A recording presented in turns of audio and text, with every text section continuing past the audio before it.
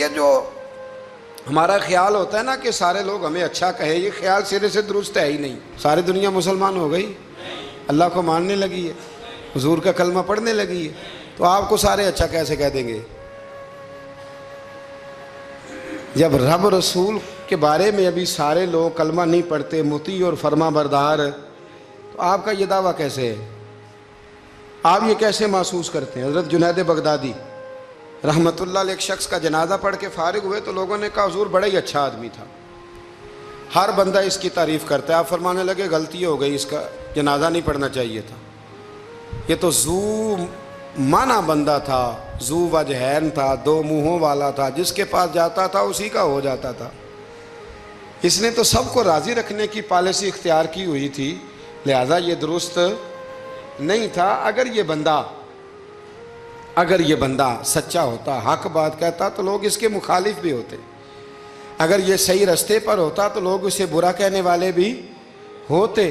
تو چونکہ یہ درست نہیں تھا، باتیں چھپاتا تھا، غلطیاں کرتا تھا، جدھر جاتا تھا اسی کا ہو جاتا تھا، لہذا کوئی اسے برا نہیں کہتا، تو اس کا مطلب یہ ہے کہ یہ حق بات نہیں کہتا تھا۔ حضرت جنید بغدادی خود ایک دن گزر رہے تھے گلی سے، مرید شاگرد عقیدت مند ساتھ تھے، تو ایک شخص نے آپ سے کہا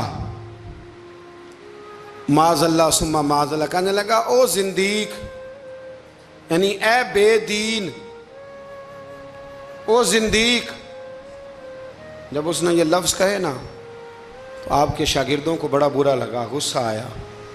حضرت جنید بغدادی رحمت اللہ علیہ نے پلٹ کے اس شخص کی طرف دیکھا تو آپ ہنسے، فرمانے لگے یار سارے بغداد کو میرا ایک ہی نام یاد تھا کہ میں دیندار ہوں، تو نے اچھا کیا ایک اور نام بھی یاد کرا دیا ہے۔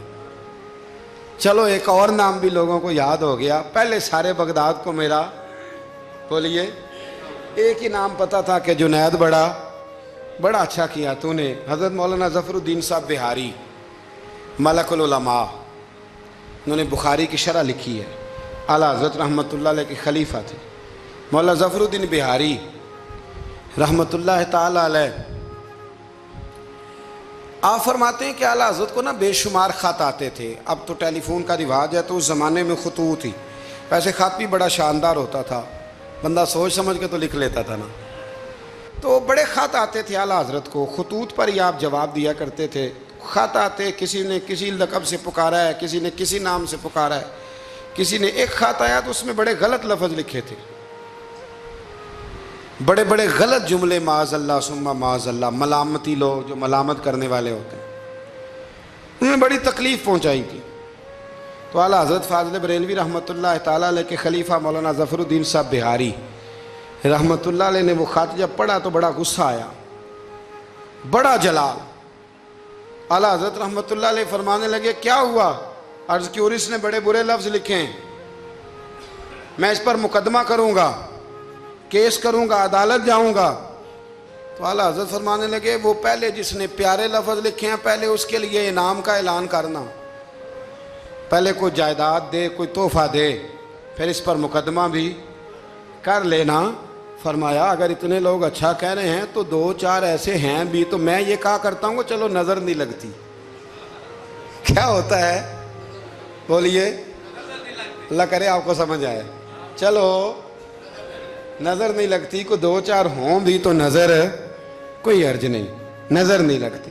اعلیٰ حضرت فرمانے لگے یا تو ان کو انعام دو، ان کے نام جائیداد کراؤ، تو پھر تکلیف دینے والوں پر مقدمے بھی کر لینا، تو اگر وہاں تمہیں انعام نہیں دے رہے تو پھر یہاں تمہیں مقدمہ کرنے کی حق بات پر، سچی بات پر آپ مستقل مزاجی اختیار کریں، آپ ٹھہریں، پھر آپ کو کوئی کیا کہہ رہا ہے، کوئی آپ کے بارے میں کیا بیان کر رہا ہے، پھر آپ اس بات سے نکل آئیں، پھر آپ اس سے نکلیں۔ میرے نبی رحمت نور مجسم شفیع معظم صلی اللہ تعالی علیہ وسلم طائف کے بازار بھی چلے گئے تھے، عکاظ کی منڈیوں میں بھی حضور چلے گئے، نبی پاک نے کافر کے ہر سوال کا جواب دیا، اور جب دین کی تکمیل ہونے لگی مدینہ منورہ میں تو کافر ختم ہوئے تو منافق کھڑے ہو گئے، پوری صورتیں ہیں منافقین کے بارے میں، ادھر سے معاملہ ختم ہوا تو ادھر سے کبھی حضور کے علم پر اعتراض کرتے ہیں،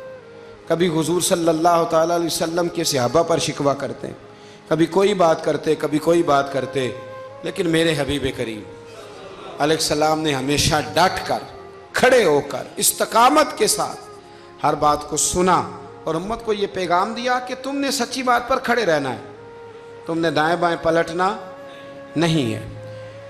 امام احمد بن حنبل رحمۃ اللہ ہے، امام احمد بن حنبل بہت بڑے امام تھے، 14 جلدوں میں کتاب لکھی آپ نے حدیث پاک کی، مسند امام احمد بن حنبل، اور کلیجہ ٹھنڈا ہو جاتا ہے امام صاحب کی تحریریں پڑھ کے۔ اتنے بڑے آدمی، ہر دور میں کوئی نہ کوئی فتنہ پیدا ہوتا ہے،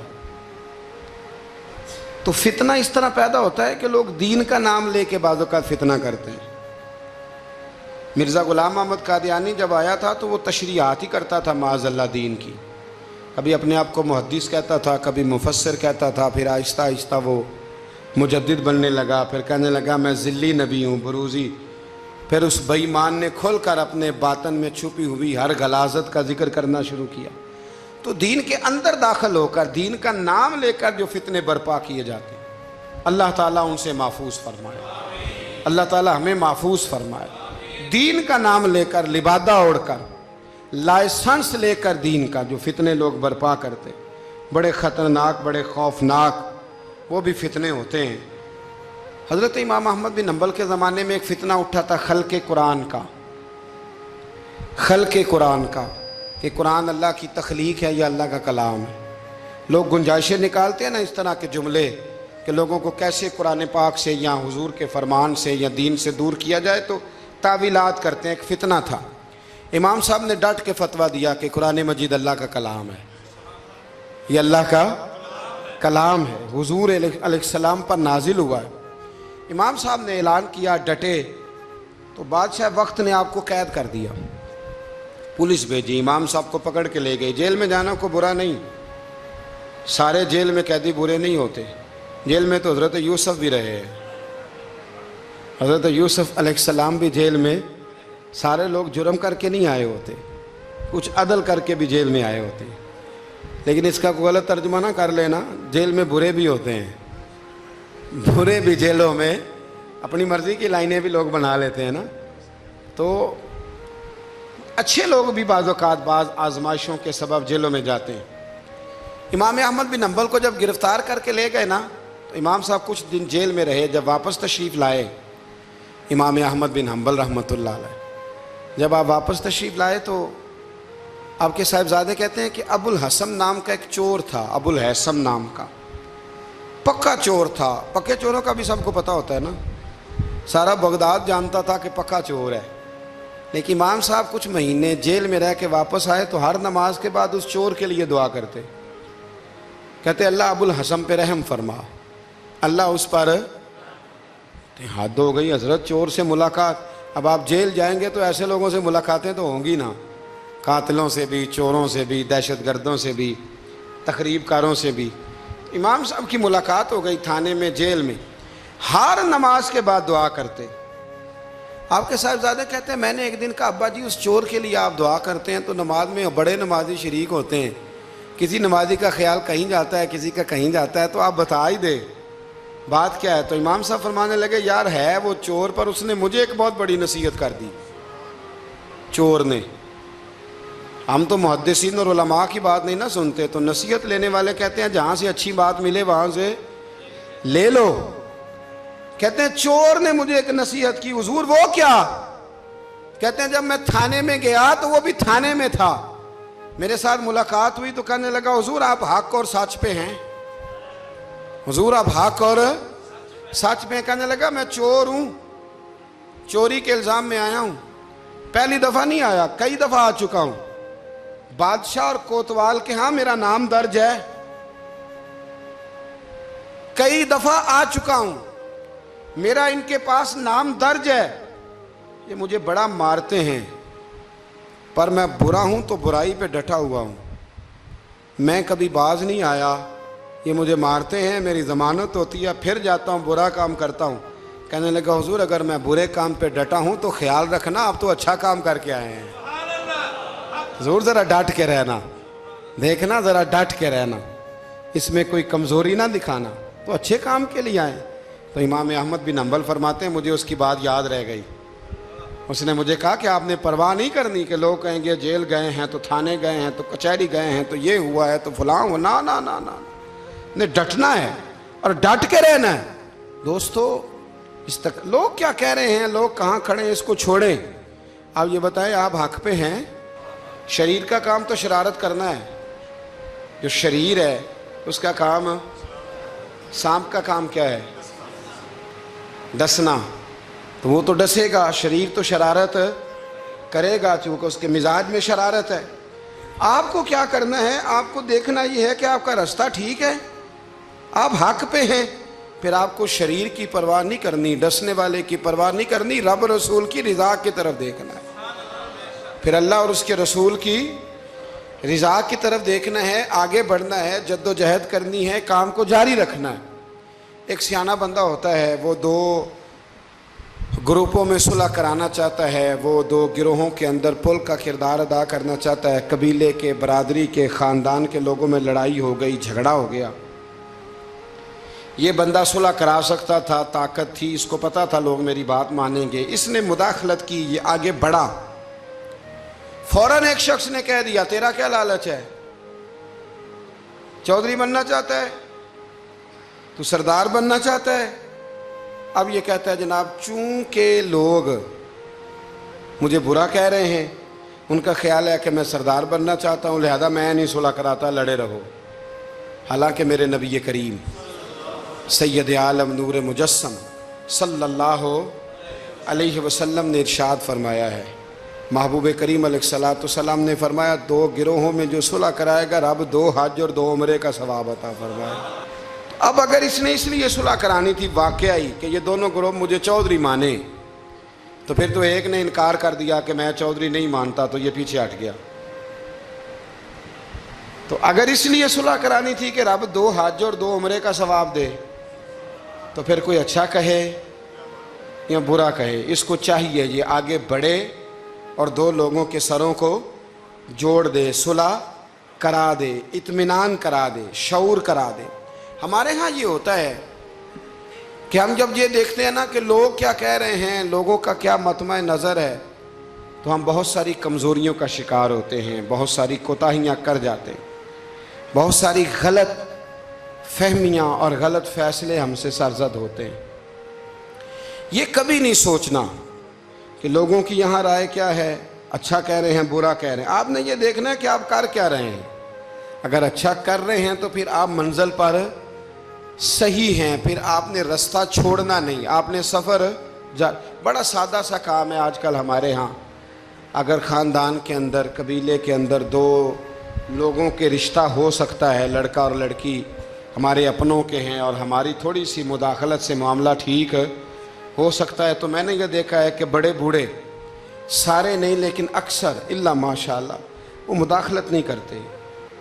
ان کی تھوڑی سی کوشش تھے, خاندانوں میں جو تھوڑی تھوڑی باتیں ہیں وہ دور ہو کے رشتے ہو سکتے ہیں, وہ کوشش کیوں نہیں کرتے. میں نے یہ کہتے ہوئے لوگوں کو سنا ہے کہ بعد میں جو شکایتیں آئیں گی وہ کون پوری کرے گا.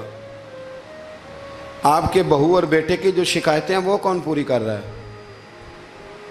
آپ کر رہے ہیں نا. اگر آپ یہ دیکھیں یہ کام کتنا اچھا ہے کہ آپ نے 2 گھروں کو ملا دیا. نبی کریم علیہ السلام نے حضرت ربیہ بن کعب کا نکاح بھی کرایا ہے, حضرت اسامہ بن زید کا بھی حضور نے رشتہ کرایا ہے.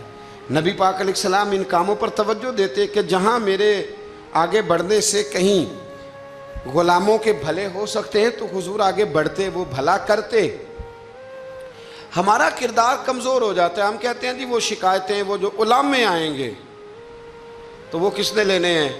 تو ایک بزرگ سے میں نے محبت کے ساتھ کہہ دیا تھا, میں نے کہا آپ کی کتنی زندگی ہے, 60-70 کے تو آپ ہو ہی گئے.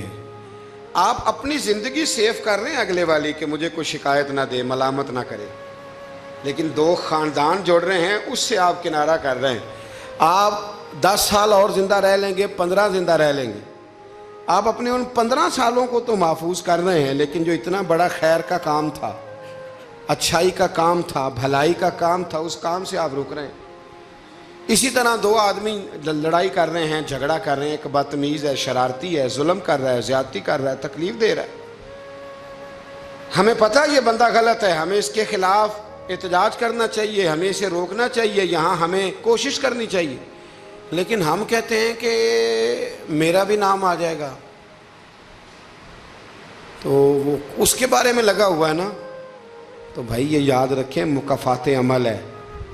اگر شر کو روکا نہیں جاتا تو شر پھیل جایا کرتا ہے. اس لیے میرے نبی کریم صلی اللہ تعالیٰ علیہ وسلم نے فرمایا اپنے بھائی کی مدد کرو, وہ ظالم ہو تب بھی مدد کرو, مظلوم ہو تب بھی مدد کرو. تو صحابہ نے عرض کی یا رسول اللہ, مظلوم کی مدد تو سمجھ میں آتی ہے, تو ظالم کی کیسے مدد کریں؟ اگر بھائی ظالم ہو تو پھر بھی مدد کرو, تو مظلوم کی مدد تو سمجھ میں آئی, تو یہ جو ظالم بھائی ہے اس کی کیسے مدد کریں؟ تو حضور نے فرمایا اسے ظلم کرنے سے روک دو. یہ بھی تمہارے لیے اس کی مدد ہوگی کہ تم نے اسے بہت بڑے ظلم اور زیادتی سے روک دیا ہے. اسے سمجھاؤ کہ یہاں تم غلط ہو, یہاں تمہارے اندر کوتاہیاں پائی جاتی ہیں, تو اسے منع کر دو. یہ بھی تمہاری مدد ہے. ہم کیا کہتے ہیں؟ ہم کہتے ہیں کہ مینوں کی لگے, میرا بھی ذکر آئے گا, میرا بھی. تو بھی ایسا نہیں ہوتا. شر کو روکنا ہے, برائی کو روکنا ہے. پھر اس رستے میں اگر کوئی شخص ملامت کرتا ہے تو اس ملامت کی پرواہ نہیں کرنی. یہ قرآن مجید کا حکم ہے. حضرت ابو ذر غفاری رضی اللہ تعالیٰ عنہ کہتے ہیں کہ دار ارقم میں نا صحابہ کرام چھپ چھپ کے نمازیں پڑھتے تھے.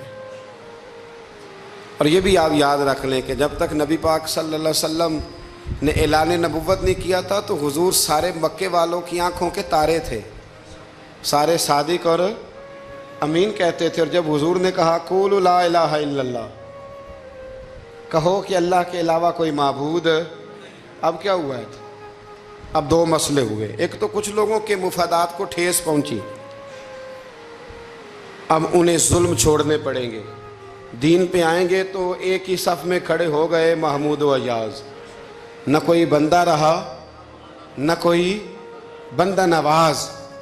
تو سب کو ایک ہونا پڑے گا, ایک صف میں آنا پڑے گا, ایک جگہ قائم رہنا پڑے گا. اب لوگوں کے مفادات کو ٹھیس پہنچتی تھی. وہ جو ظلم کرتے تھے, غلاموں کو بیچتے خریدتے تھے, ان پر زیادتیاں کرتے تھے, بچیاں دفن کرتے تھے, قبضے کرتے تھے, غریب کا مال لوٹ لیتے تھے. اب یہ سارے مفادات صرف انہیں بت نہیں چھوڑنے پڑتے تھے, انہیں اپنے سارے جرم چھوڑنے پڑتے. وہ کیا کرتے تھے اس حوالے سے کہ اب ہمیں بڑا کچھ چھوڑنا پڑے گا, وہ واپس آ جاتے تھے, بیک ہو جاتے تھے. بہت سارے کام ایسے تھے جن میں وہ کمزوری کا شکار ہوتے تھے. وہ محسوس کرتے تھے کہ ہمارے لیے مشکلات بڑھتی چلی جا رہی, تو پھر وہ مخالفت کرتے تھے. پھر بات ذرا آگے بڑھی. میرے نبی رحمت نور مجسم شفیع معظم صلی اللہ تعالیٰ علیہ وسلم کی انہوں نے معاذ اللہ مخالفت شروع کر دی. کلمہ یہ نہیں دیکھا کہ ہمیں حق بات کہی جا رہی ہے تو حق بات پہ عمل کریں, بلکہ حضور کی ایک گروپ یہ تھا. اور دوسرا گروہ وہ تھا حضرت ابو سفیان رضی اللہ تعالیٰ عنہ مسلمان ہوئے تو وہ بیان کرتے ہیں کہ اس زمانے میں نا اخنس بن شریک نے کہا تھا ابو جال سے کہ یار ساری زندگی امین صادق اور امین کہتے رہے ہیں, آج ان کی کن پٹیوں پہ سفید بال آئے ہیں اور انہوں نے اعلان نبوت کیا تو ہم کیوں نہیں مانتے؟ تو ابو جال کہنے لگا یار باتیں وہ ٹھیک کرتے ہیں, کام ان کا ٹھیک ہے, لیکن مسئلہ یہ ہے کہ اگر ہم ان کا کلمہ پڑھ گئے تو پھر چودراہٹ تو اس خاندان میں چلی گئی. چودراہٹ کی بنیاد پر حق بات کی مخالفت, کہ چودراہٹ ادھر چلی گئی ہے, بڑائی ادھر چلی گئی ہے, تو حق بات کی مخالفت اس بنیاد پر لوگوں نے شروع کر دی. اب ملامت کی جو وجوہات ہوتی ہیں وہ یہاں حسد ہوتا ہے, یا عداوت ہوتی ہے, یا اس کی بنیاد یہ ہوتی ہے کہ وہ آپ کے مفادات کو ٹھیس پہنچ رہی ہے, یا محسوس کر رہے ہیں کہ بڑائیاں کسی اور طرف چلی گئیں. تو میرے رسول کریم سید عالم نور مجسم شفیع معظم صلی اللہ تعالیٰ علیہ وسلم نے دار ارقم کے اندر پہلے حضور آنکھوں کے تارے تھے, پھر یہ حالت ہوئی کہ چھپ کے دار ارقم کے اندر صحابہ نے مجھے کہا کہ باہر جا کے بتانا نہ. کہتے ہیں نبی پاک نے جب نصیحتیں کی نا تو حضور نے مجھے یہ نصیحت فرمائی کہ ابو ذر کلمہ تو نے پڑھ لیا ہے, اب لوگ تمہیں برا کہیں گے, ملامت کریں گے, پر تم نے کسی ملامت والے کی پرواہ تم نے کسی کی تم نے پرواہ نہیں کرنی. کہتے میں نے وعدہ کر لیا. حضرت ابو ذر غفاری رضی اللہ تعالیٰ عنہ ارشاد فرماتے ہیں کہ میں نے حضور سے وعدہ کر لیا کہ اب میں کسی کی پرواہ. اب جب میں باہر نکلنے لگا تو صحابہ میں سے بعض نے مجھے مشورہ دیا کہ ابھی بتانا نہ کسی کو، کیونکہ یہاں لوگ ملامت کرتے ہیں، برا کہتے ہیں، مارتے ہیں. تو حضرت ابو ذر کہتے ہیں میں نے ان کی طرف پلٹ کے دیکھا، پلٹ کے، اور میں نے کہا بھائی اب جو جس کے دل میں آتا ہے وہ کہے. غلامی کر لی ہے تو اب کر لی ہے، کلمہ پڑھ لیا ہے تو اب پڑھ لیا ہے. اب جس نے جو کہنا ہے وہ کہے، جو کرنا ہے وہ کرے. بات ختم ہو گئی. اب طے جو کر لیا ہے، اب تیرے ہو جو گئے، اب تیرے ساتھ نسبت ہو جو گئی تو اب تیرے ہیں. اور کہنے لگے میں نے حضور سے وعدہ کیا ہے کہ اب میں کسی کی پرواہ نہ کریں. داتا گنج بخش علی اجویری رحمۃ اللہ علیہ فرمایا کرتے تھے کہ حق بات پر اور سچے رستے پر چلنے کا تو مزہ ہی تب آتا ہے جب دل ٹوٹتا ہے، جب تکلیف ہوتی ہے. تو رب فرماتا ہے مجھے ڈھونڈنا ہو تو ٹوٹے ہوئے دلوں کے پاس ڈھونڈا کرو. میں ٹوٹے ہوئے دلوں کے پاس ملتا ہوں. مجھے ڈھونڈو تو وہاں جا کے ڈھونڈو. میں ٹوٹے ہوئے دلوں میں ملتا ہوں، وہاں مجھے تلاش کرو، میں وہاں ملوں گا. جب آپ کی لوگ مذمت کرتے ہیں، جب آپ کو لوگ برا کہتے ہیں اور آپ ہوتے ہیں حق پہ، پھر مزہ کتنا آتا ہے، پھر لطف کتنا آتا ہے. آپ بظاہر تکلیف میں ہوتے ہیں لیکن وہ جو آپ کے اندر کی، اور پھر آپ کو وہ چیزیں محسوس کرنے بھی مزہ آتا ہے کہ نبی کتنی تکلیف میں رہے، رسول کتنی. ایک بات میں نے سورہ اعراف میں دیکھی، اس کو کبھی کبھی دیکھتا ہوں تو میں ورطہ حیرت میں گم ہو جاتا ہوں کہ یہ بھی ہوتا ہے. حضرت موسیٰ اللہ کے بڑے لاڈلے نبی ہیں یار. وہ پیغمبر، رب کریم کے وہ رسول کہ جن کا اللہ تعالیٰ نے قرآن مجید کے کم و بیش ہر پارے میں تذکرہ فرمایا ہے. اور اللہ کے وہ لاڈلے نبی جن کے لیے رب کریم نے دریا کو کہا کہ رستہ چھوڑ دے، 12 رستے بن گئے. اللہ کے وہ نبی جن کے لیے اللہ نے من و سلوہ نازل فرمایا. اللہ کے وہ رسول جو پتھر پر اپنا عصا مارے تو اللہ 12 چشمے پانی کے جاری فرما دے. اللہ کے وہ نبی جو اپنا عصا، اپنی چھڑی زمین پر پھینک دیں تو وہ اژدہا بن جائے. حضرت سیدنا موسیٰ کلیم، اور سب سے بڑی بات یہ جن سے رب خود باتیں فرمائے، اللہ جن سے کلام فرمائے. ابن یعقوب کو اللہ نے صورت بخشی، ید بیضا کی کلیم اللہ کو نعمت بخشی. ہر نبی کو کوئی عزت کوئی عظمت بخشی، پر میری سرکار کو بے پردہ زیارت بخشی. میری سرکار کو بے پردہ زیارت بخشی. تو نبی کریم علیہ السلام سے قبل حضرت موسیٰ علیہ السلام کتنا اللہ نے شان دیا ہے. لیکن حضرت موسیٰ کے آنے سے پہلے بنی اسرائیل کے بچے قتل ہونے لگے. آپ نے ساری بات سنی ہوئی ہے، فرعون نے خواب دیکھا تھا، پھر بچے قتل کرانے لگے کہ وہ بچہ پیدا نہ ہو. اور پھر حضرت موسیٰ تشریف لائے تو بنی اسرائیل کو کچھ جہاد بھی کرنا پڑا، اس کے فرعون کے خلاف لڑنا بھی پڑا، آگے بھی بڑھنا پڑا. تو سورہ اعراف میں مفہوم آیت یہ ہے کہ ایک دن بنی اسرائیل والے حضرت موسیٰ سے کہنے لگے کہ معاذ اللہ آپ کے آنے سے پہلے بھی ہم تکلیف میں تھے اور آپ کے آنے کے بعد بھی ہم اذیت میں ہیں. بڑا مشکل نہیں یہ لفظ کسی کا بیان کرنا کسی کے لیے کہ آپ کے سبب سے گویا ہمارے بچے قتل ہوئے اور آپ کے سبب سے ابھی بھی ہم تکلیف میں ہیں، ہم اذیت میں آئے ہیں. میرے بھائیوں، پھر سچ کہا تھا نا حضرت سعد بن عبادہ نے کہ یا رسول اللہ ہم حضرت موسیٰ کی قوم نہیں، ہم حضرت موسیٰ کی قوم نہیں جو آپ سے کہیں گے آپ لڑیں یا آپ کا رب لڑے. حضور ہم تو آپ کے غلام ہیں، آپ جہاں جہاں اشارہ کرتے جائیں گے ہم سر قربان کرتے جائیں گے. ہم وہ نہیں ہیں جو کہیں گے آپ لڑیں اور آپ کا رب لڑے. حضور ہم حاضر ہیں اور حاضر رہیں گے، جاننے دیں گے، گردنیں کٹائیں گے. حاضر ہیں اور حاضر، بولیے حاضر ہیں اور حاضر.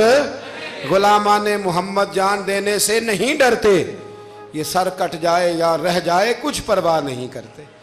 تو رسول کریم صلی اللہ تعالی علیہ وآلہ وسلم سے قبل آپ دیکھیے حضرت موسیٰ کے لیے اتنی بڑی بات کر دی جناب موسیٰ کی قوم. کہ حضرت موسیٰ پھر بھی دین حق کی بات کرنے سے پیچھے ہٹے۔ یہ اللہ کے بندوں کا طریقہ رہا ہے کہ وہ ملامت کی پرواہ، کس صوفی کو برا نہیں کہا گیا۔ آپ صوفیاء کے حالات پڑھ کے دیکھ لیں، ان پر فتوے ہیں، کسی پر کوئی ہے اور کسی پر کوئی ہے۔ آپ علماء، سب علماء کو نکال کے دیکھ لیں، کسی پر لوگوں نے کوئی چارج شیٹ لگا دی ہے، کسی پر کوئی فتویٰ دے دیا ہے، کسی پر کوئی بات کر دی۔ لوگ، مخلوق تو فنکار ہے اس درجہ کے پل بھر میں، سنگے در کعبہ سے بھی اصنام تراشے، تم کون ہو کیا چیز ہے داغ کبابی۔ لوگوں نے تو مریم پہ بھی الزام تراشے۔ لوگ کیا کرتے ہیں؟ لوگ مشائخ پر الزام لگاتے ہیں، برے الزامات معاذ اللہ۔ اعلیٰ حضرت فاضل بریلوی نے بعض لوگوں پر فتوے دیے تھے۔ یہ بڑا مشکل کام ہوتا ہے، لوگوں کی اصلاح کی بات کرنا۔ اعلیٰ حضرت نے 4 بڑے لوگ تھے جن کو لوگ بڑا جانتے تھے، ان کی غلطیوں پر انہیں تنبیہ کی اور کہا کہ اگر آپ رجوع کر لیں، توبہ کر لیں تو آپ کے لیے دروازہ بھی کھلا ہے۔ لیکن سب زور لوگوں نے اس بات پہ لگا دیا کہ وہ شدت پسند تھے، ملامت کی، ان کے خلاف کتابیں لکھی، جانے کیا کیا کہا۔ ان کی اس ایک بات کو لے کر جو کہ عین حق تھی، لوگوں نے شدت پسند کہا، اور جو فاضل بریلوی نے ساری زندگی عشق رسول کا درس دیا، جو 1000 سے زیادہ کتابیں لکھیں، جو انہوں نے رسول اللہ کے ترانے لوگوں کو یاد کرائے، جو انہوں نے ہر عنوان پر قلم اٹھایا، لوگ ان کی خدمات کو بھول گئے۔ یاد رکھو، تنقید کی عینک لگا کے دیکھو گے تو ساری دنیا غلط ہی نظر آئے گی، اور محبت کے ساتھ دیکھو گے تو اللہ نے کائنات میں بڑا حسن رکھا ہوا ہے۔ یہ آج کا پیغام ہے۔ ہمارے بزرگوں کا طریقہ یہ تھا کہ وہ ڈٹتے تھے، وہ بات کرتے تھے، کھری بات کرتے تھے، سچی بات کرتے تھے، عوامی رائے کی پرواہ نہیں کرتے تھے۔ شریر لوگ شرارت کرتے ہیں، وہ شرارتیں کریں گے، لیکن کام سچا اور حق کا یہ ہے کہ آپ اگر حق پہ ہیں، درست ہیں، تو پھر جس صحیح کام آپ نکلے ہوئے ہیں، آپ ہمیشہ اس کام کو کرتے رہیں۔ اللہ تبارک و تعالی سمجھنے کی توفیق عطا فرمائے۔